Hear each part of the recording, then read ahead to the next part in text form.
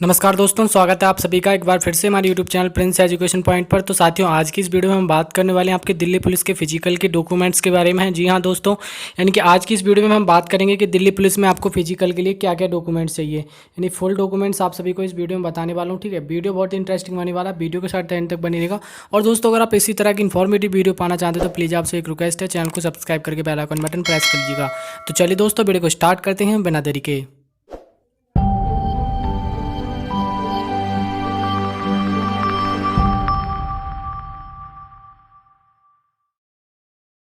तो चलिए दोस्तों, बात कर लेते हैं आपके सबसे पहले आपके एजुकेशनल डॉक्यूमेंट्स के बारे में कि आपके एजुकेशनल क्वालिफिकेशंस के बारे में कि आपको क्या क्या डॉक्यूमेंट्स कंपलसरी हैं। ठीक है, वन बाय वन करके बात करेंगे। तो सबसे पहले मैं आप सभी को बताना चाहूँगा, जैसा कि आप सभी लोग बहुत अच्छी तरह से जानते हैं कि आपको 10+2 के डॉक्यूमेंट्स कंपलसरी हैं, जैसा कि आप सभी लोग जानते हैं, क्योंकि अगर दिल्ली पुलिस का फॉर्म भरा है तो 10+2 के डॉक्यूमेंट्स की गवर्नमेंट ज़रूरत है। यानी कि 12th क्लास की मार्कशीट और साथ ही 10th क्लास की मार्कशीट आपको लेके जानी है, जो कि आपको कंपलसरी है, लेके जानी ही होगी, बिना उसके कुछ नहीं होगा।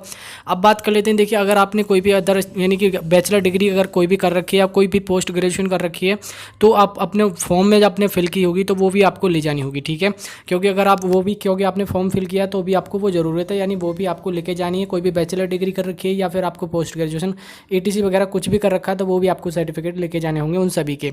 लेकिन मैं आपसे एक बात कहना चाहूँगा, जो आपको कंपलसरी यानी कहने का मतलब है कि आपकी जो डेट है, यानी कि इस डेट को आपके कंप्लीट हो जाने चाहिए डॉक्यूमेंट्स, या तो आपकी 12th की मार्कशीट हो। क्या होता है कि पहले क्या करते हैं कैंडिडेट कि 12th क्लास में अपीयरिंग में होते हैं और अपनी मार्क्स यानी फॉर्म को अप्लाई कर देते हैं। ठीक है, या फिर कोई ग्रेजुएशन में है, तो मैं आपको उनसे एक ही बात कहना चाहूँगा, ग्रेजुएशन वालों से तो कोई दिक्कत नहीं होगी, लेकिन अगर कोई भी कैंडिडेट 12th क्लास में है तो 12th क्लास की जो मार्कशीट है वो आपकी इस डेट तक कंप्लीट होनी चाहिए। यानी कि आपकी मार्कशीट आई होनी चाहिए इस डेट से पहले पहले की मार्कशीट होनी चाहिए। कहने का मतलब है कि आपकी 7 सितंबर 2020 की तक की मार्कशीट होनी चाहिए, उससे पहले की उसके बाद की मार्कशीट इसमें अलाउ नहीं होगी।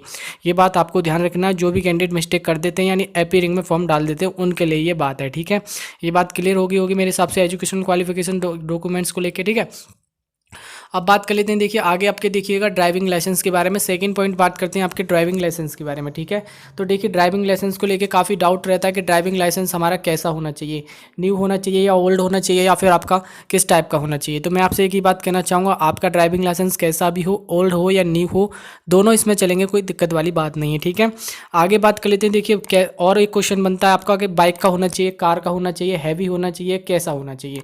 भाई मैं आपसे एक ही बात कहना चाहूँगा, केवल वहाँ पे मांगा ड्राइविंग लाइसेंस और कुछ नहीं मांगा, और उन्होंने ये भी नहीं बोला कि हैवी होना चाहिए या कैसा भी हो। ठीक है, उस बात से कोई मतलब नहीं है, केवल आपका ड्राइविंग लाइसेंस होना चाहिए, कंप्लीट होना चाहिए।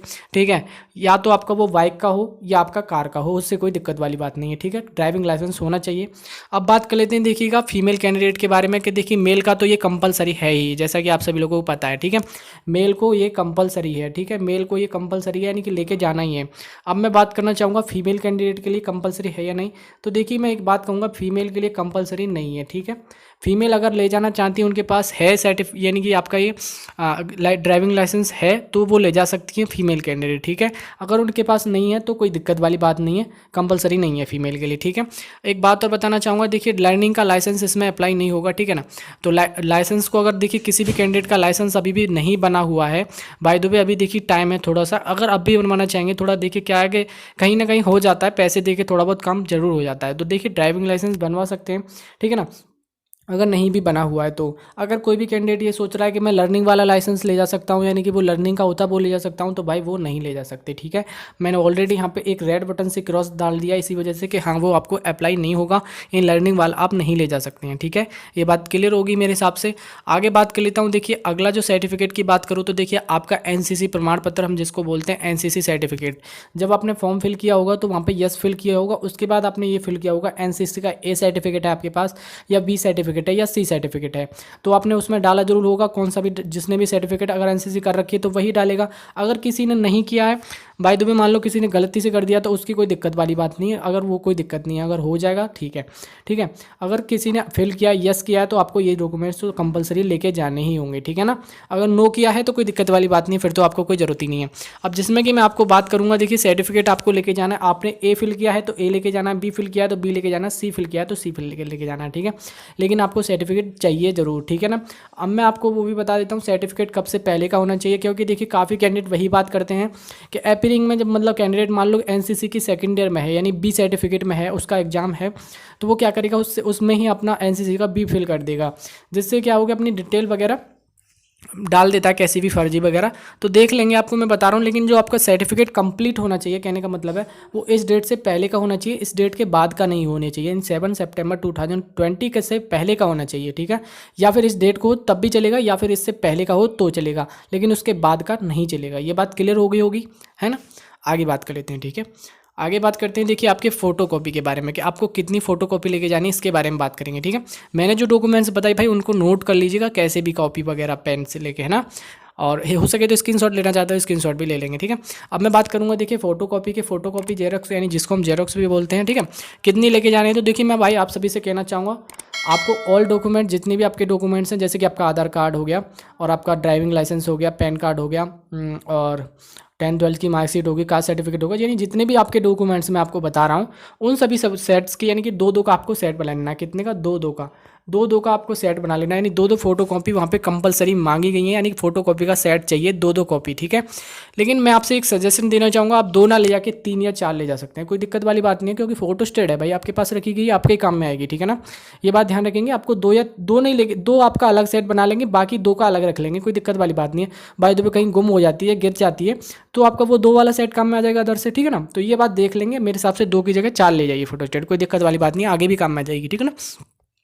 लेकिन कंपलसरी आपकी 2 ही है वहाँ पे। आगे बात कर लेते हैं, फोटोज़ कितने मांगे, तो फोटो वहाँ पे केवल 2 फोटोज़ मांगे, कितने? 2 फोटोज़ मांगे, जिसमें कि आपको 2 फोटो लेके जानी है, कंपलसरी है बाकी, ठीक है।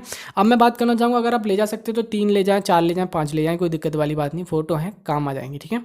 आगे बात कर लेते हैं, देखिएगा आइडेंटिटी प्रूफ के बारे में। तो देखिए आइडेंटिटी प्रूफ भी आपको लेके जाना है, जो कि आइडेंटिटी प्रूफ में आपका मैं आपको बताऊं क्या होना चाहिए।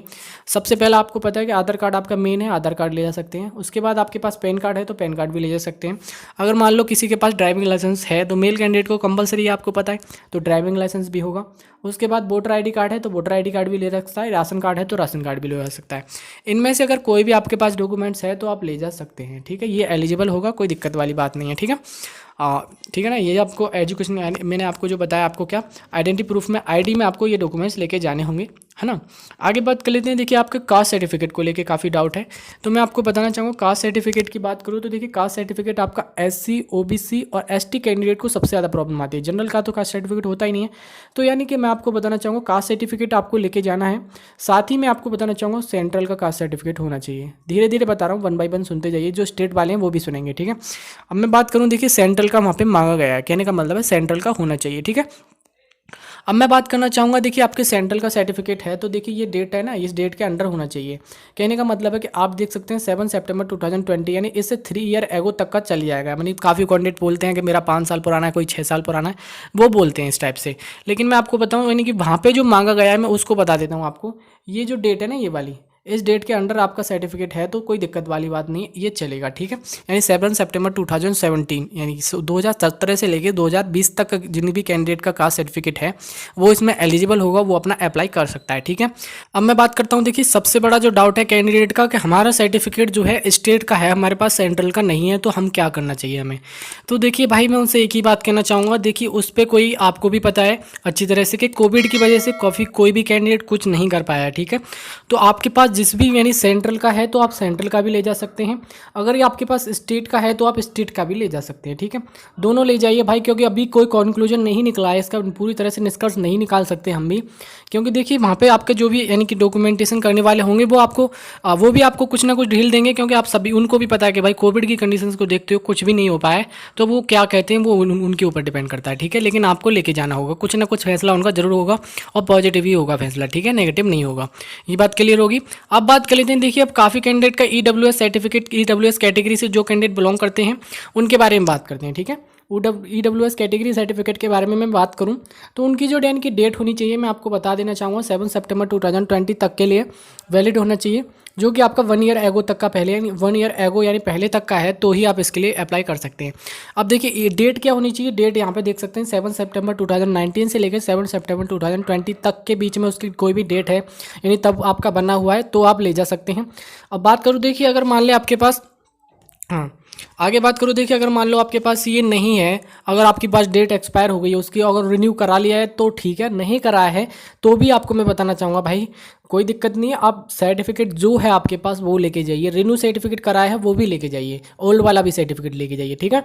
और अब अगर आपके पास एक्सपायर भी हो गया तो भी लेके जाइए, क्योंकि आप सभी को पता है कोरोना वायरस में किसी का कोई सर्टिफिकेट कुछ नहीं बना है, तो उनको भी कुछ ना कुछ ढील देंगे, वो भी कुछ ना कुछ अपना निर्णय लेंगे, ठीक है। तो मेरे हिसाब से मैं आपको बताना चाहूँगा जो भी आपके पास सर्टिफिकेट है वो लेके जाइएगा, निराश मत होइएगा। ये ना सोचेंगे भाई मेरे पास सर्टिफिकेट नहीं है, मैं अपना फिजिकल देने ना जा रहा, ये करना वो कर रहा, तो ठीक लगेगा। अब ये ठीक नहीं होता, ठीक है ना। आपको जाना जरूर चाहिए वहाँ पे, देखना तो चाहिए, अगर होगा क्या होगा वो देखा जाएगा बाद में, ठीक है।